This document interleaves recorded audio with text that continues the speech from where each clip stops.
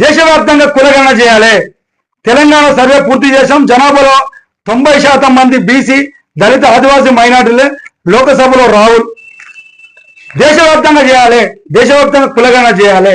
ఎందుకంటే ప్రతి ఒక్క వ్యక్తి పైన రాజ్యాంగ ఫలాలు అందాలంటే కంపల్సరిగా కులగణన చేయాలి. ఏ జనాభా నిష్పత్తి ప్రకారంగా వాళ్లకు కులగణన చేసి వాళ్లకు రావాల్సిన హక్కులను రాజ్యాంగ ప్రకారం అమలు చేయాల్సిన అవసరం ప్రభుత్వం పైన ఉన్నది. ఖచ్చితంగా కులగణన చేయాల్సిన అవసరం మీ పైన ఎంతైనా ఉన్నది. కులగణన చేయాలి. ఇది రాజకీయాలకి అలవాటు పడి మేము ఇది చేసిన ఇది చేయలేదు అనుకుంటే అందరు చేయాలి. ఎప్పుడో కులగణన చేశారు. ఆ కులగణన చేస్తే మీ బండారం బయటపడుతుంది. వాళ్ళ కులాలకు నిష్పత్తి ప్రకారంగా వాళ్ళకు రిజర్వేషన్ పాలన అందియాలి.